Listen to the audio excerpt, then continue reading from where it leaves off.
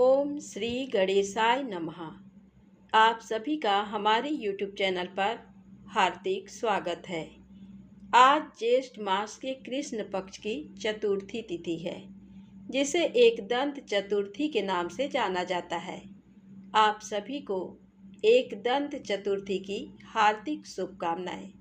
तो आज हम आपको सुना रहे हैं संकष्टी चतुर्थी व्रत की पौराणिक कथा। साथ में जानेंगे एकदंत चतुर्थी की पूजा विधि और चंद्रोदय समय के बारे में। तो प्रेम से बोलें, गणपति भगवान की जय हो। ज्येष्ठ मास के कृष्ण पक्ष की चतुर्थी तिथि को एकदंत संकष्टी चतुर्थी मनाई जाती है, जो भगवान गणेश के अनेक रूपों में से एक दंत को समर्पित होते हैं।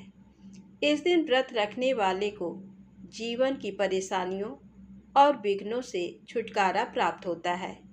भगवान गणेश को विघ्नहर्ता माना जाता है और उनके एक दंत स्वरूप की पूजा विशेष रूप से इस दिन की जाती है। ये व्रत महिलाएं अपनी संतान की दीर्घायु और सुरक्षा के लिए रखती हैं, जबकि कुछ दंपति इसे संतान प्राप्ति की इच्छा से भी करते हैं। हिंदू धर्म में किसी भी शुभ या मांगलिक कार्य की शुरुआत करने से पहले देवों के देव महादेव और माता पार्वती के पुत्र भगवान गणेश की पूजा की जाती है। हर महीने के कृष्ण और शुक्ल पक्ष में चतुर्थी तिथि आती है। इसी तरह पंचांग के अनुसार ज्येष्ठ माह के कृष्ण पक्ष की चतुर्थी तिथि पर एकदंत संकष्टी चतुर्थी मनाई जाती है। इस दिन पूरे विधि विधान के साथ बप्पा की पूजा करने और व्रत रखने से सभी बाधाओं से छुटकारा मिलता है और सुख समृद्धि में वृद्धि होती है। संकष्टी चतुर्थी एक मासिक उत्सव है, जिसे हर माह में आने वाली कृष्ण पक्ष की चतुर्थी तिथि पर मनाया जाता है। एकदंत संकष्टी चतुर्थी के दिन चंद्रमा को अर्घ्य दिया जाता है। ऐसे में पंचांग के अनुसार इस दिन पर चंद्रोदय रात्रि 10:39 पर होगा। एकदंत संकष्टी चतुर्थी की पूजा के दौरान आप गणेश जी को जनेऊ, चंदन, दुर्वा, अक्षत, धूप, दीप, फूल और फल अर्पित कर सकते हैं। इन सभी चीज़ों को अर्पित करने से गणेश जी प्रसन्न होते हैं और साधक की सभी मनोकामनाएं पूरी करते हैं। इसी के साथ गणेश जी को हरे रंग का वस्त्र अर्पित करना भी काफ़ी शुभ माना जाता है, क्योंकि गणपति जी को हरा रंग बेहद प्रिय है। आप एकदंत संकष्टी चतुर्थी के दिन गणेश जी को मोदक के साथ साथ लड्डुओं का भी भोग लगा सकते हैं, जो गणेश जी को प्रिय है। इसी के साथ आप संकष्टी चतुर्थी के दिन मालपुए का भोग भी लगा सकते हैं। मान्यता है कि मालपुए का भोग लगाने से बप्पा जल्दी प्रसन्न होते हैं और साधक को सुख समृद्धि का आशीर्वाद देते हैं। एकदंत संकष्टी चतुर्थी की पूजा में गणेश जी को दुर्वा जरूर अर्पित करें। इसके लिए दुर्वा को सबसे पहले साफ पानी से धो लें। इसके बाद दुर्वा का जोड़ा बनाकर गणेश जी को 21 दुर्वा अर्पित करें। एकदंत संकष्टी चतुर्थी का हिंदू धर्म में खास महत्व है, इसलिए इस दिन भगवान गणेश जी का जलाभिषेक करें। गणेश भगवान को पुष्प फल चढ़ाएं और पीला चंदन लगाएं। तिल या बूंदी के लड्डू का भोग लगाएं। एकदंत संकष्टी चतुर्थी कथा का पाठ पढ़ें या सुनें। ओम गंग गणपतये नमः मंत्र का जप करें। पूरी श्रद्धा के साथ गणेश जी की आरती करें। तो आइए सुने संकष्टी चतुर्थी व्रत की पौराणिक कथा, चौथ माता की कथा और साथ में सुनेंगे गणेश चालीसा पाठ। एक समय की बात है, विष्णु भगवान का विवाह लक्ष्मी जी के साथ निश्चित हो गया। विवाह की तैयारी होने लगी। सभी देवताओं को निमंत्रण भेजे गए, परंतु गणेश जी को निमंत्रण नहीं दिया। कारण जो भी रहा हो, अब भगवान विष्णु की बारात जाने का समय आ गया। सभी देवता अपनी पत्नियों के साथ विवाह समारोह में आए। उन सब ने देखा कि गणेश जी कहीं दिखाई नहीं दे रहे हैं। तब वे आपस में चर्चा करने लगे कि क्या गणेश जी को नहीं न्योता है या स्वयं गणेश जी ही नहीं आए हैं। सभी को इस बात पर आश्चर्य होने लगा। तभी सबने विचार किया कि विष्णु भगवान से ही इसका कारण पूछा जाए। विष्णु भगवान से पूछने पर उन्होंने कहा कि हमने गणेश जी के पिता भोलेनाथ महादेव को न्योता भेजा है। यदि गणेश जी अपने पिता के साथ आना चाहते हैं तो आ जाते, अलग से न्योता देने की कोई आवश्यकता भी नहीं थी। दूसरी बात यह है कि उनको 1.25 मन मूंग, 1.25 मन चावल, 1.25 मन घी और 1.25 मन लड्डू का भोजन दिन भर में चाहिए। यदि गणेश जी नहीं आएंगे तो कोई बात नहीं, दूसरे के घर जाकर इतना सारा खाना पीना अच्छा भी नहीं लगता। इतनी वार्ता कर ही रहे थे कि किसी एक ने सुझाव दिया, यदि गणेश जी आ भी जाएं तो उनको द्वारपाल बनाकर बैठा देंगे कि आप घर की याद रखना। आप तो चूहे पर बैठकर धीरे धीरे चलोगे तो बारात से बहुत पीछे रह जाओगे। ये सुझाव भी सबको पसंद आ गया तो विष्णु भगवान ने भी अपनी सहमति दे दी। अब होना क्या था कि इतने में गणेश जी वहां आ पहुंचे और उन्हें समझा बुझाकर घर की रखवाली करने बैठा दिया। बारात जल्दी। तब नारद जी ने देखा कि गणेश जी तो दरवाजे पर ही बैठे हुए हैं, तो वे गणेश जी के पास गए और रुकने का कारण पूछा। गणेश जी कहने लगे कि विष्णु भगवान ने मेरा बहुत अपमान किया है। नारद जी ने कहा कि आप अपनी मूषक सेना को आगे भेज दें तो वह रास्ता खोद देगी, जिससे उनके वाहन धरती में धंस जाएंगे। तब आपको सम्मान पूर्वक बुलाना पड़ेगा। अब तो गणेश जी ने अपनी मूषक सेना जल्दी से आगे भेज दी और सेना ने जमीन पोली कर दी। जब बारात वहां से निकली तो रथों के पहिए धरती में धंस गए। लाख कोशिश करें परंतु पहिए नहीं निकले। सभी ने अपने अपने उपाय किए परंतु पहिए तो नहीं निकले, बल्कि जगह जगह से टूट गए। किसी की समझ में नहीं आ रहा था कि अब क्या किया जाए। तब तो नारद जी ने कहा, आप लोगों ने गणेश जी का अपमान करके अच्छा नहीं किया। यदि उन्हें मनाकर लाया जाए तो आपका कार्य सिद्ध हो सकता है और ये संकट टल सकता है। शंकर भगवान ने अपने दूत नंदी को भेजा और वे गणेश जी को लेकर आए। गणेश जी का आदर सम्मान के साथ पूजन किया। तब कहीं रथ के पहिए निकले। अब रथ के पहिए निकल तो गए परंतु वे टूट फूट गए, तो उन्हें सुधारे कौन। पास के खेत में खाती काम कर रहा था, उसे बुलाया गया। खाती अपना कार्य करने के पहले श्री गणेशाय नमः कहकर गणेश जी की वंदना मन ही मन करने लगा।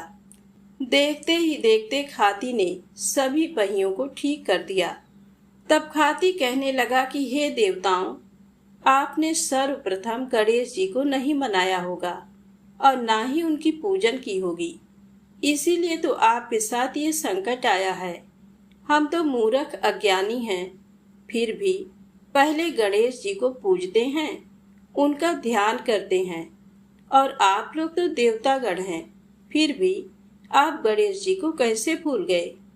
अब आप लोग भगवान श्री गणेश जी की जय बोलकर जाएं तो आपके सब काम बन जाएंगे और कोई संकट भी नहीं आएगा। ऐसा कहते हुए बारात वहां से चल दी और विष्णु भगवान का लक्ष्मी जी के साथ विवाह संपन्न करा के सभी सकुशल घर लौट आए। हे गणेश जी महाराज, जैसे आपने विष्णु जी के कार्य को सफल किया, ऐसे ही हम सभी के कार्य को सिद्ध करना। तो प्रेम से बोलें, गणेश जी महाराज की जय हो। अब आइए सुने ज्येष्ठ मास के कृष्ण पक्ष की संकष्टी चतुर्थी व्रत की पौराणिक कथा। सतयुग में 100 यज्ञ करने वाले एक पृथु नामक राजा हुए। उनके राज्य में दया देव नामक एक ब्राह्मण रहते थे। वेदों में निष्णात उनके 4 पुत्र थे। पिता ने अपने पुत्रों का विवाह गृह सूत्र के वैदिक विधान से कर दिया। उन 4 बहुओं में बड़ी बहू अपनी सास से कहने लगी, हे सासू जी, मैं बचपन से ही संकट नाशक गणेश चतुर्थी का व्रत करती आई हूँ। मैंने पिता के घर में भी इस शुभदायक व्रत को किया है। अतः हे कल्याणी, आप मुझे ये व्रत अनुष्ठान करने की अनुमति प्रदान करें। पुत्रवधू की बात सुनकर उसके ससुर ने कहा, हे बहू, तुम सभी बहुओं में श्रेष्ठ और बड़ी हो। तुम्हें किसी प्रकार का कष्ट नहीं है और ना ही तुम भिक्षुड़ी हो। ऐसी स्थिति में तुम किस लिए व्रत करना चाहती हो? हे सौभाग्यवती, अभी तुम्हारा समय उपभोग करने का है। ये गणेश जी कौन हैं? फिर तुम्हें करना ही क्या है? कुछ समय पश्चात बड़ी बहू गर्भिणी हो गई। 10 मास बाद उसने सुंदर बालक का प्रसव किया। उसकी सास बराबर बहू को व्रत करने का निषेध करने लगी और व्रत छोड़ने के लिए बहू को बाध्य करने लगी। व्रत भंग होने के फलस्वरूप गणेश जी कुछ दिनों में कुपित हो गए और उसके पुत्र के विवाह काल में वर वधू के सुमंगली के समय उसके पुत्र का अपहरण कर लिया। इस अनहोनी घटना से मंडप में खलबली मच गई। सभी लोग व्याकुल होकर कहने लगे, लड़का कहाँ गया? किसने अपहरण कर लिया? बारातियों द्वारा ऐसा समाचार पाकर उसकी माता अपने ससुर दयादेव से रो रो कर कहने लगी, हे पिताजी, आपने मेरे गणेश चतुर्थी व्रत को छुड़वा दिया है, जिसके परिणाम स्वरूप ही मेरा पुत्र गायब हो गया है। अपनी पुत्र वधू के मुख से ऐसी बात सुनकर ब्राह्मण दयादेव बहुत दुखी हुए। साथ ही पुत्र वधू भी दुखित हुई। पति के लिए दुखित पुत्र वधू प्रतिमास संकट नाशक गणेश चतुर्थी का व्रत करने लगी। एक समय की बात है कि गणेश जी एक वेदज्ञ और दुर्बल ब्राह्मण का रूप धारण करके भिक्षाटन के लिए इस मधुर भाषणी के घर आए। ब्राह्मण ने कहा कि हे बेटी, मुझे भिक्षा स्वरूप इतना भोजन दो कि मेरी क्षुधा शांत हो जाए। उस ब्राह्मण की बात सुनकर उस धर्मपरायण कन्या ने उस ब्राह्मण का विधिवत पूजन किया। भक्ति पूर्वक भोजन कराने के बाद उसने ब्राह्मण को वस्त्र आदि दिए। कन्या की सेवा से संतुष्ट होकर ब्राह्मण कहने लगा, हे कल्याणी, हम तुम पर प्रसन्न हैं। तुम अपनी इच्छा के अनुकूल मुझसे वरदान प्राप्त कर लो। मैं ब्राह्मण वेशधारी गणेश हूँ और तुम्हारी प्रीति के कारण आया हूँ। ब्राह्मण की बात सुनकर कन्या हाथ जोड़कर निवेदन करने लगी, हे विघ्नेश्वर, यदि आप प्रसन्न हैं तो मुझे मेरे पति के दर्शन करा दीजिए। कन्या की बात सुनकर गणेश जी ने उससे कहा कि हे सुंदर विचार वाली, जो तुम चाहती हो वही होगा। तुम्हारा पति शीघ्र ही आवेगा। कन्या को इस प्रकार का वरदान देकर गणेश जी वहीं अंतर ध्यान हो गए। कुछ समय के बाद उसका पति घर वापस आ गया। सभी बहुत प्रसन्न हुए।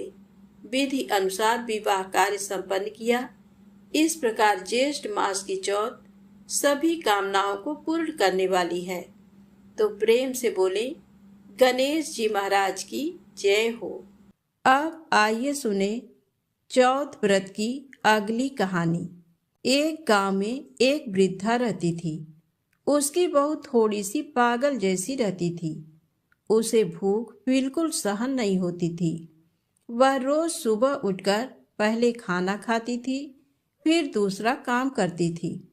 एक दिन उनके यहाँ पूजा होनी थी और पूजा के लिए खाना बनाना था। तो वृद्धा ने सोचा कि ये तो सुबह उठकर सबसे पहले खाऊं खाऊं करेगी और सारा खाना जूठा कर देगी। तो वृद्धा ने एक उपाय सोचा। उसने पानी के मटके के नीचे एक छेद कर दिया और बहू से कहा कि आज पूजा है, तू सुबह से खाऊं खाऊं मत करना। तू पहले पानी भर ला, फिर कुछ खा पी लेना। बहू ने सास से कहा कि ठीक है माँ, और वह पानी भरने के लिए चली गई। बहू पानी भरने कुएं पर आई तो उसने वहां पर सबसे पहले अपने साड़ी में बंधा हुआ आटा निकाला, फिर पनघट पर उसे गूंथ लिया और उसकी बाटियां बना ली। वहीं पास में शमशान था, वहां एक मुर्दा जलाया गया था। तो उसकी आंच में उसने वह बाटियां सेक ली। और पास में ही एक गणेश जी का मंदिर था। मंदिर में किसी ने गणेश जी को चोला चढ़ाया था। तो गणेश जी की तोंद में घी लगा हुआ था। उसने उससे बाटियां चुपोड़कर एक बाटी का भोग गणेश जी को लगाकर उसने वह बाटियां खा ली। उसके बाद वह आराम से अपने घर चली गई। इधर गणेश जी ने क्रोधित होते हुए नाक पर उंगली चढ़ा ली।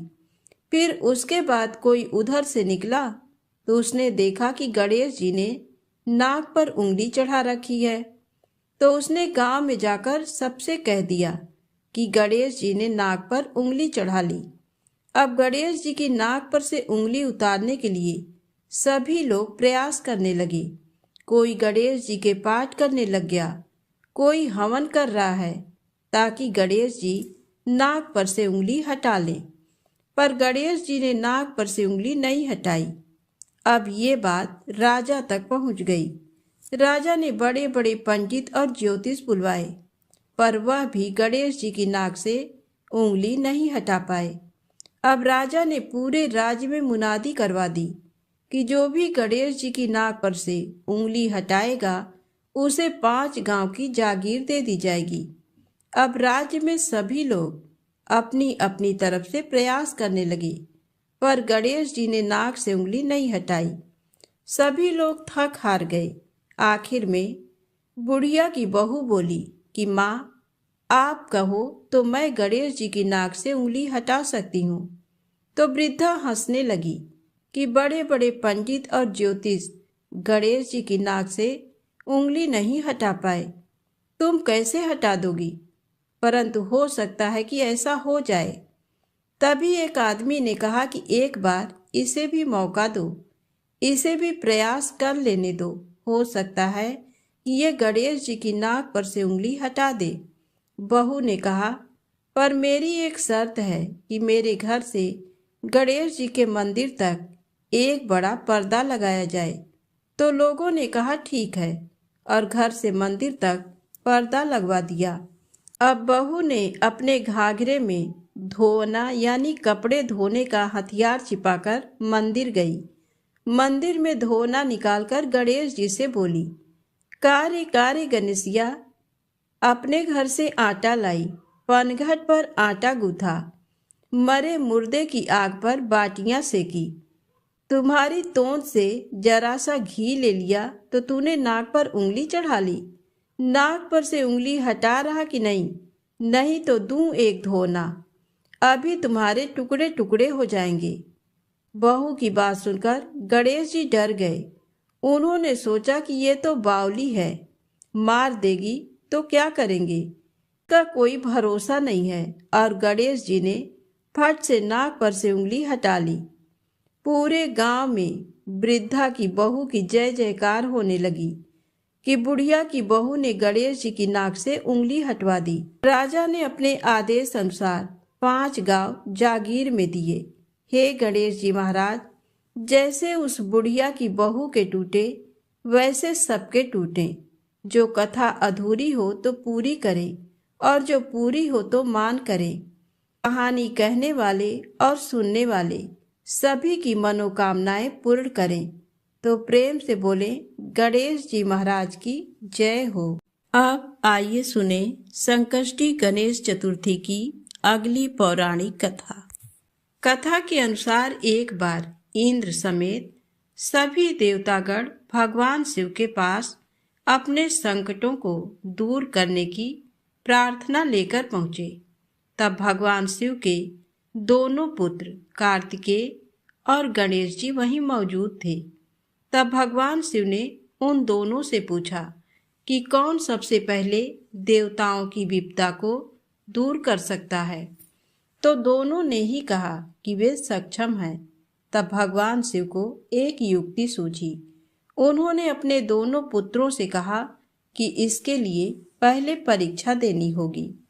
शिव जी ने कहा कि जो सबसे पहले इस पृथ्वी की परिक्रमा करके हमारे पास आ जाएगा, उसे ही देवताओं का संकट दूर करने के लिए भेजा जाएगा। परीक्षा की बात सुनकर भगवान कार्तिकेय अपने वाहन मयूर पर सवार हो गए और पिता से आज्ञा लेकर पृथ्वी की परिक्रमा के लिए निकल पड़े।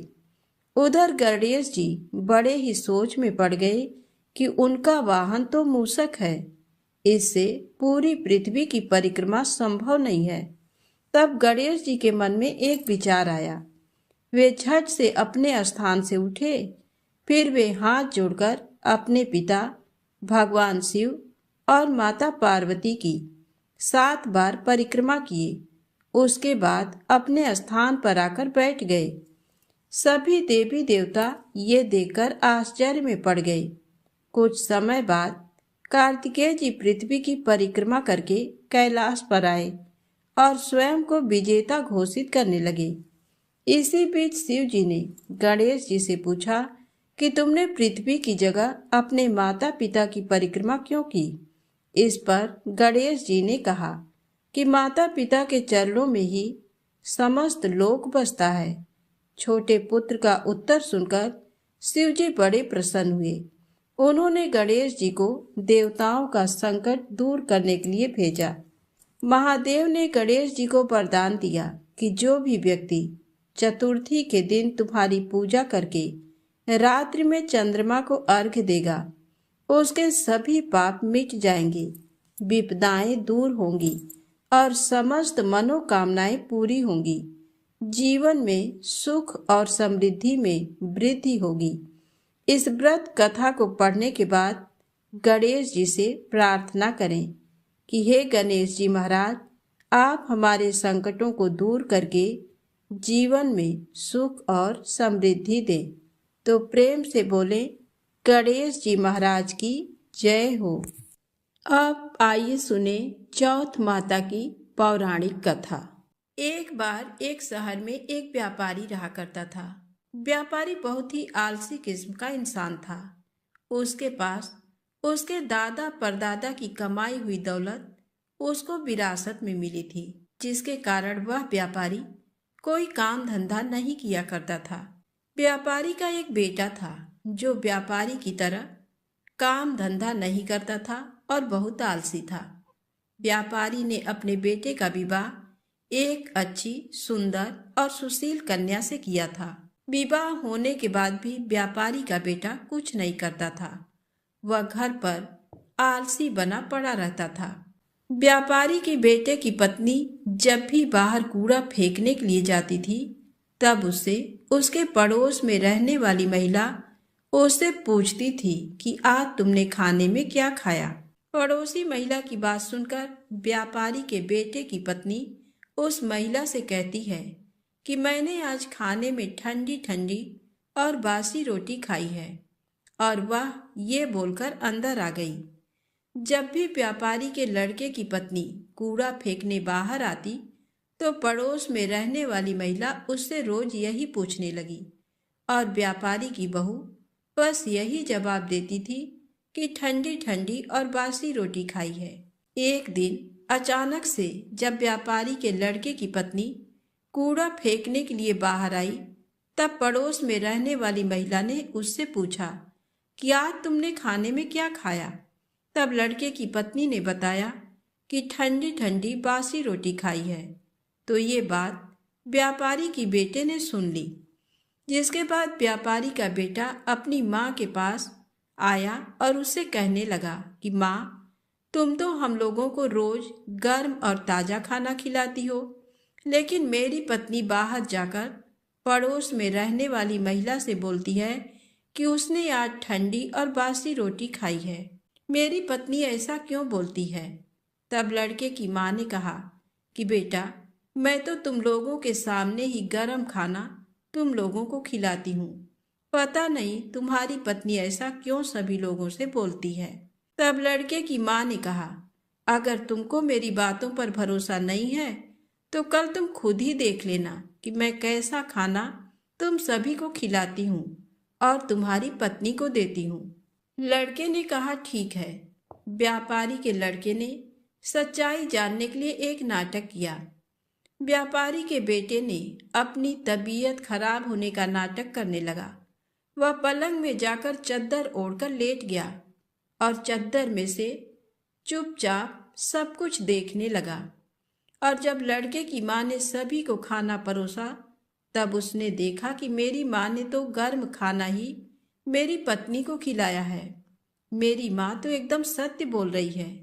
जैसे ही उसकी पत्नी खाना खाकर उठी, तो वह लड़का अपनी पत्नी के पीछे पीछे गया और उसने देखा कि जब उसकी पत्नी कूड़ा फेंकने के लिए बाहर गई है, तब पड़ोस में रहने वाली महिला ने उससे एक बार फिर से वही पूछा कि आज तुमने खाने में क्या खाया है। जिसके बाद उसकी पत्नी ने एक बार फिर से उस पड़ोसी महिला को वही बताया जो वह हर बार बताती आई थी कि आज मैंने ठंडी और बासी रोटी खाई है। अपनी पत्नी की ये करतूत देखकर उसने अपनी पत्नी से कहा कि मेरी माँ तो तुम्हें रोज गर्म खाना ही खिलाती है, तो तुम पड़ोसी को क्यों बोलती हो कि वह तुमको ठंडा और बासी खाना खिलाती है। लड़के की पत्नी बहुत बुद्धिमान और चालाक थी। उसने अपने पति को समझाया कि ना तो आप बाहर जाकर पैसे कमाते हो और ना ही आपके पिताजी बाहर जाकर पैसे कमाते हैं। ये तो आपके पिताजी को विरासत में मिले धन की रोटी है। अगर आप लोग अभी भी नहीं समझेंगे तो एक दिन सारा धन खत्म हो जाएगा और घर में खाने के लिए रोटी तक नहीं मिलेगी। लड़के को अपनी पत्नी की बात सुनकर समझ में आ जाता है कि वह सही बोल रही है। अगर मैंने अभी धन नहीं कमाया तो आगे बहुत बड़ी दिक्कत हो सकती है।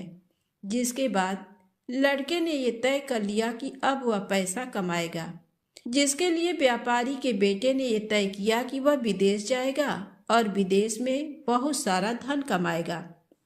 व्यापारी का बेटा धन कमाने के लिए विदेश चला जाता है।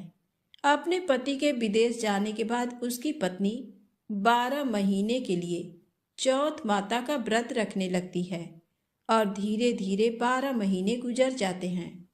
तब चौथ माता और गणेश जी ने उसकी पत्नी की व्रत रखने और पूजा करने से खुश हो जाती हैं।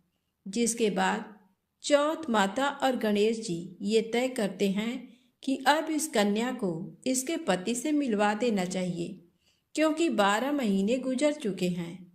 जिसके बाद चौथ माता और गणेश जी एक बार जब व्यापारी का बेटा विदेश में अपने घर में गहरी नींद में सो रहा होता है, तब उसके सपने में जाकर चौथ माता ने कहा कि तुम अपने घर चले जाओ, तुम्हारी पत्नी तुमको बहुत याद कर रही है और वह तुम्हारा इंतजार कर रही है।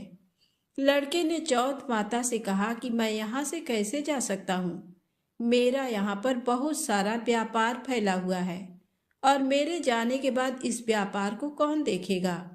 चौथ माता ने लड़के से कहा कि तुम चिंता मत करो, कल तुम सुबह एक दिए को जलाकर उसको लेकर अपने साथ बैठ जाना।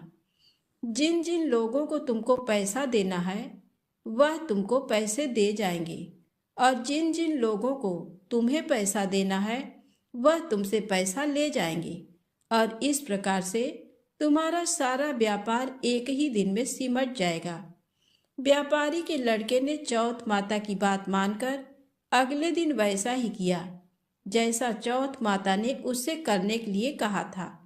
उसने अपने हाथ में सूरज दीपक जलाकर बैठ गया। जिसके बाद व्यापारी आए, उसको पैसा दे गए और जिसको उसे पैसा देना था वह उससे पैसा ले गए और व्यापारी के लड़के का व्यापार एक ही दिन में सिमट गया। इसके बाद व्यापारी का बेटा अपने घर जाने के लिए निकल पड़ा। थोड़ी दूर चलने के बाद जब व्यापारी का बेटा आधे रास्ते पहुंच गया था, तब उसको रास्ते में एक सांप दिखाई दिया। वह सांप एक जगह जल रही अग्नि के पास जा रहा था, जिसको देखकर व्यापारी के बेटे ने सांप को अग्नि के पास जाने से रोक दिया। व्यापारी के बेटे के ऐसा करने के बाद वह सांप बहुत क्रोधित हो गया। वह कोई और नहीं बल्कि नागराज थे। तभी नागराज ने उस लड़के से कहा कि तुमने ये क्या किया, मैं तो नाग योनि से छुटकारा पाने के लिए जा रहा था, लेकिन तुमने ऐसा होने नहीं दिया। अब मैं तुमको जान से मार दूंगा। जिसके बाद व्यापारी के बेटे ने कहा कि मैं पिछले 1 साल से विदेश में हूँ। मेरी पत्नी मुझे बहुत याद कर रही है और मैं 1 साल बाद अपने घर जा रहा हूँ। आप मुझे अभी छोड़ दीजिए। मैं अपनी पत्नी से एक बार मिल लूँ, तब कल आप मेरे घर आकर मुझे मार दीजिएगा। जिसके बाद नागराज ने व्यापारी के बेटे को जाने दिया और थोड़ी ही देर में अपने घर वह पहुँच गया। लेकिन व्यापारी का बेटा बहुत डरा हुआ था, तो उसकी पत्नी ने पूछा कि आप इतने भयभीत क्यों हैं। तब उसने अपनी पत्नी को बताया कि मेरे साथ रास्ते में ये दुर्घटना घटी थी कि एक नागराज अपनी नाग योनि से मुक्त होने जा रहे थे, लेकिन मैंने उनको जाने से रोक दिया, जिससे वह बहुत क्रोधित हो गए हैं और उन्होंने मुझे मारने का वचन लिया है। कल वह मुझे मारने के लिए आएंगे। व्यापारी की बेटे की पत्नी बहुत चालाक और बुद्धिमान थी और उसने अपने पति की बात सुनकर अपने घर की सीढ़ियों पर कुछ न कुछ रख दिया।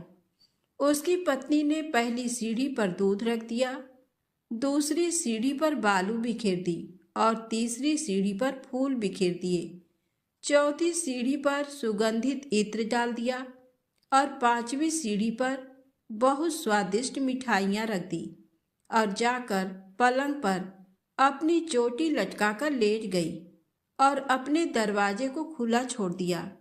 नागराज जब उसके पति को मारने के लिए आए, तब उन्होंने सीढ़ियों में दूध देखा, तो उन्होंने उस दूध को पी लिया और एक एक करते सभी सीढ़ियों की सारी चीजें खा लिए।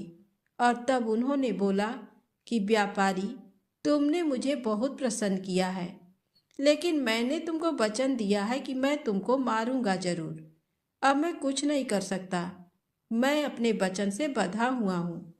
जिसके बाद नागराज व्यापारी के बेटे को मारने के लिए 7 सीढ़ी पार करके उसके कमरे के पास जाने लगे।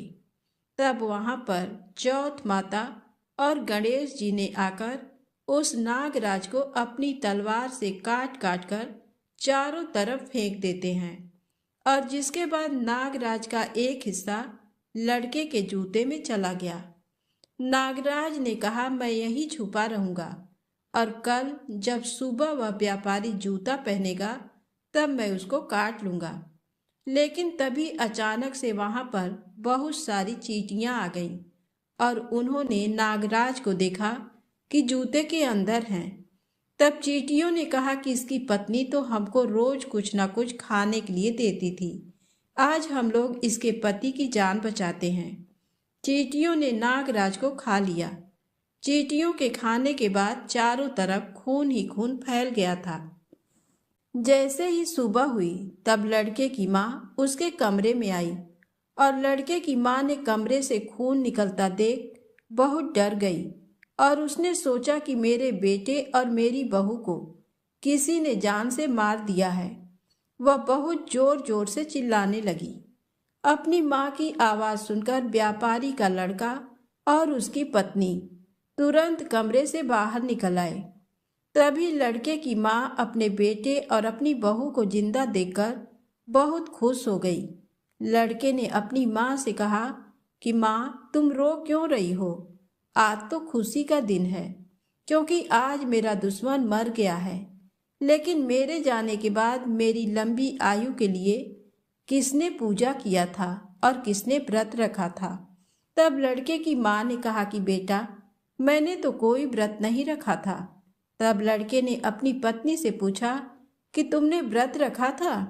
तब उसकी पत्नी ने कहा कि हाँ जी, मैंने आपके जाने के बाद 12 महीने तक चौथ माता की पूजा की थी, उन्हीं ने आपकी जान बचाई है। तभी लड़के की माँ ने लड़के से कहा कि मैं तो तुम्हारी पत्नी को रोज खाना देने जाती थी, तब इसने 12 महीने व्रत कैसे रख लिया? तुम्हारी पत्नी झूठ बोल रही है। मैं रोज उसको खाने के लिए 4 रोटी देती थी, तो ये मैं कैसे मान लूं कि तुम्हारी पत्नी ने व्रत रखा था? तब लड़के की पत्नी ने बताया कि माँ जी, मैं एक रोटी गाय माता को खिलाती थी और एक रोटी जमीन में गाड़ देती थी और एक रोटी मेहतरानी को देती थी और बची हुई एक रोटी रात में चंद्रमा को अर्घ देकर खाती थी। लेकिन तभी लड़के की माँ ने कहा, मैं तेरी बातों का विश्वास कैसे मान लूं? जिसके बाद लड़के की पत्नी ने कहा कि माँ जी, आप गाय माता से पूछ लो।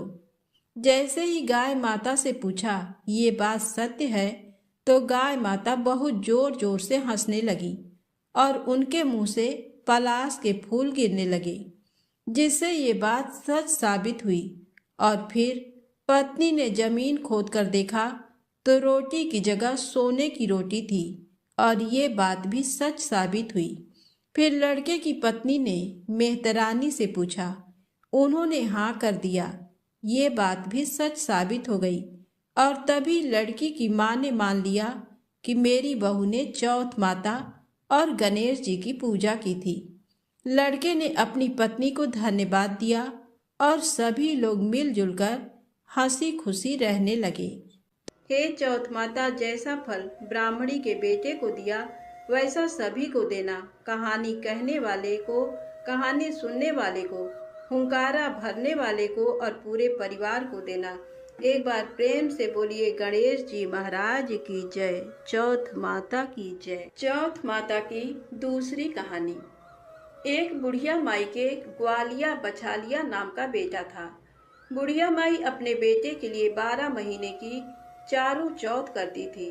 बेटा लकड़ी लेकर आता था और दोनों माँ बेटा उनको बेचकर गुजारा करते थे।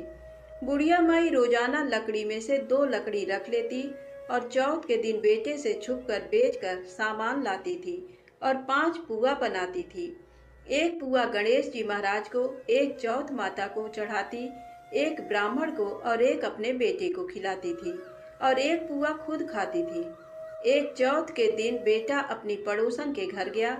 वह पुआ बना रही थी। जब उसने पूछा कि आज क्या है जो पुए बना रखे हैं, तब वह बोली, मैंने तो आज ही बनाए हैं, पर तेरी माँ तो चारों चौथ को पुए बनाती है। उसने जाकर माँ से पूछा, माँ तू रोज पुए बनाती है, मैं इतनी मेहनत से कमाता हूँ।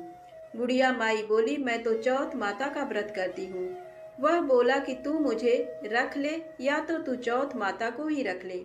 बुढ़िया माई बोली, मैं तो तेरे लिए ही चौथ का व्रत करती हूँ, इसलिए मैं तुझे छोड़ सकती हूँ, पर चौथ माता को नहीं। जब बेटा घर से जाने लगा तो बुढ़िया माई बोली, तू जा रहा है तो मेरे हाथ में से ये आखा लेते जा, जहाँ संकट आए वहाँ ही पूर देना। बेटे ने सोचा बात झूठी है, पर ले चलने में क्या बुराई है। वह चलने लगा और वह थोड़ी दूर पहुंचा ही था कि उसने देखा कि खून की नदी बह रही थी। कहीं से भी रास्ता नहीं मिला तो आँखा पूर कर बोला कि चौथ माता, अगर तू सच्ची है तो रास्ता हो जाए। ऐसा कहते ही झट से रास्ता मिल गया। आगे गया तो घनघोर अंधेरा उजाड़ फैला हुआ था। उसने मन में सोचा कि मुझे शेर बघेरे खा जाएंगे, इसलिए वह आँखा पूर कर बोला, चौथ माता मुझे रास्ता मिल जाए। और तब जल्दी से रास्ता मिल गया।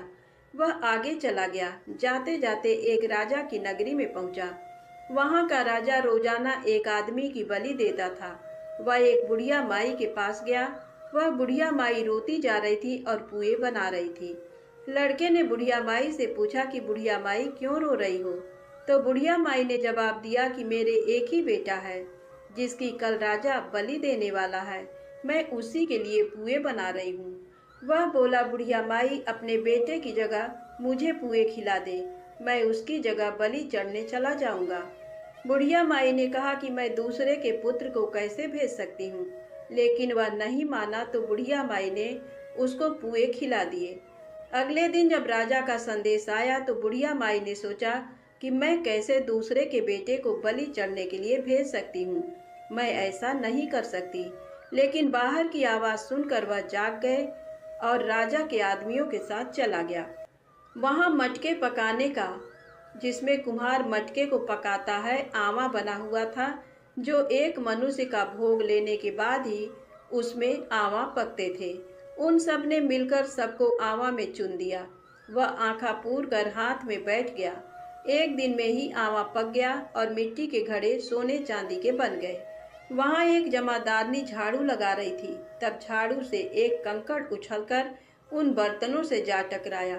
तब जमादारनी ने राजा को जाकर बताया कि आपका आवा तो पक गया है। तब राजा ने सोचा कि आवा तो 8 दिन में पकता है, आज एक ही दिन में कैसे पक गया। जब जाकर देखा तो वहां पर तो मिट्टी के मटके की जगह हीरे मोती और सोने चांदी के कलश हो गए। अंदर से आवाज आई कि धीरे से उतारो, अंदर आदमी है। आवाज को सुनकर राजा के आदमी डर गए कि अंदर कौन सा भूत प्रेत आ गया। फिर वह बोला कि डरो मत, मैं तो सिर्फ एक आदमी हूँ जिसको तुमने अंदर चुना था। देखा तो अंदर हरे हरे जवारे उग रहे थे। राजा ने पूछा कि तू अंदर जीवित कैसे बच गया। तब उसने बताया कि मेरी माँ चौथ का व्रत करती है। जब मैं घर से निकला था तो मेरी माँ ने मुझे आंखें दिए थे, मैं उन्हीं को पूर कर बैठ गया और चौथ माता के कारण बच गया। जब राजा ने कहा कि मैं तेरे को एक घोड़े पर बैठाकर सांकल में बांध देता हूँ, यदि वह सांकल खुलकर मेरे बन जाएगी तो मैं चौथ माता को सच्ची मान लूंगा।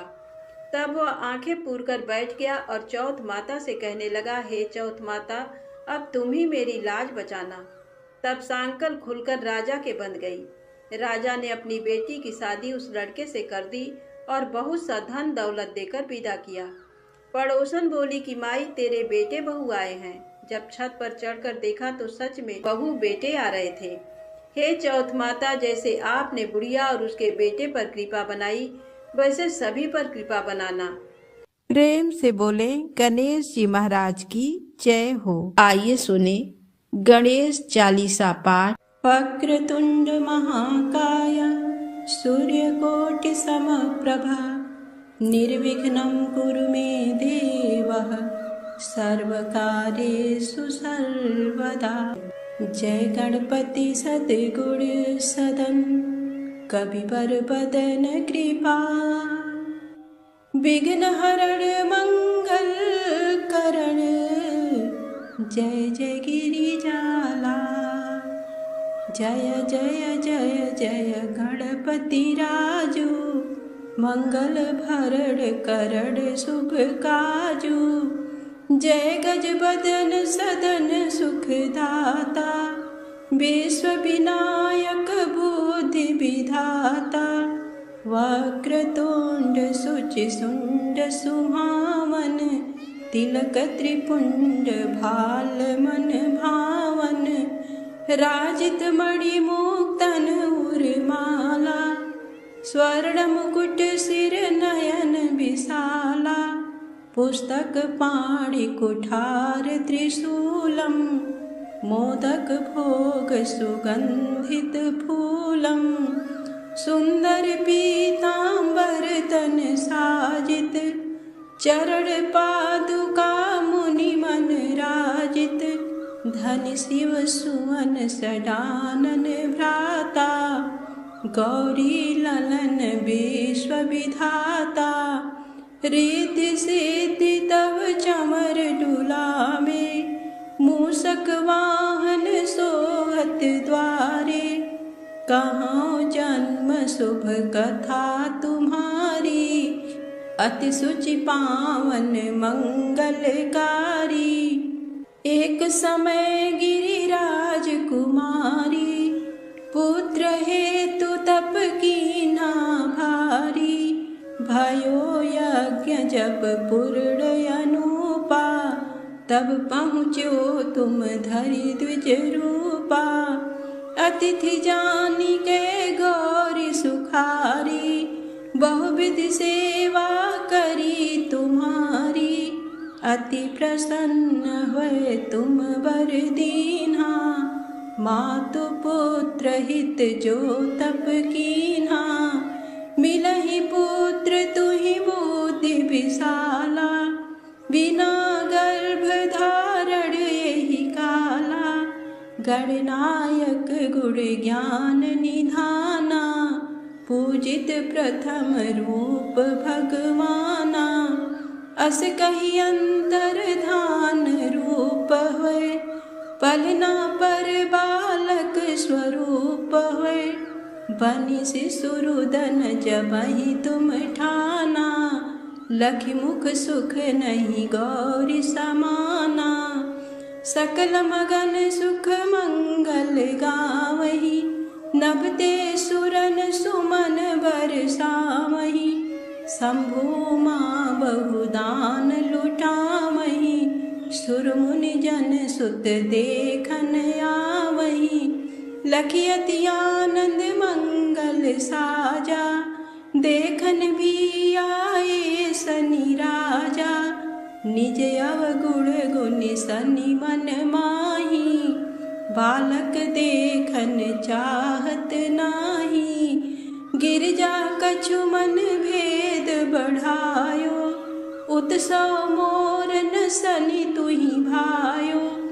कहन लगे सनि मन सकुचाई, का करिहँ शिशु मोहि दिखाई। नहीं विश्वास उमा कर भयउ, सनि सो बालक देखन कहेउ। पड़तहि सनि दृग कोड प्रकाशा, बालक सिर उड़ि गयो आकाशा। गिरिजा गिरि विकल होय धरड़ी, सो दुख दशा गयो नहीं वरड़ी। हाहाकार मचो कैलासा, सनि कीन्यो लखि सुत को नासा। तुरत गरुड़ चढ़ि विष्णु सिधाए, काटी चक्र सो गज सिर लाए। बालक के धड़ ऊपर धार्यो, प्राण मंत्र पढ़ शंकर डार्यो। नाम गणेश शंभु तब कीन्हे, प्रथम पूज्य बुद्धि निधि बर दीन्हे। बुद्धि परीक्षा जब शिव कीना, पृथ्वी की प्रदक्षिणा लीना। चले खडानन भरमि भुलाई, रची बैठे तुम बुद्धि उपाई। चरण मातु पितु के धर लीने, तिनके साथ प्रदक्षिण कीने। धनि गणेश कहि शिवहि हरषे, नभते सुरन सुमन बहु बरसे। तुम्हरी महिमा बुद्धि बढ़ाई, शेष सहस मुख सकै न गाई। मैं मतिहीन मलिन दुखारी, करहु कवन विधि विनय तुम्हारी। भजत राम सुंदर प्रभु दासा, लख प्रयाग ककरा दुर्वासा। अब प्रभु दया दीन पर कीजय, अपनी शक्ति भक्ति कछु दीजय। श्री गणेश यह चालीसा, पाठ करें धर ध्यान। नित नव मंगल गृह बसे, लहे जगत सन्मान। सम्वत अपन सहस्र दस, ऋषि पंचमी दिने। पूरण चालीसा भयो, मंगल मूर्ति गणेश।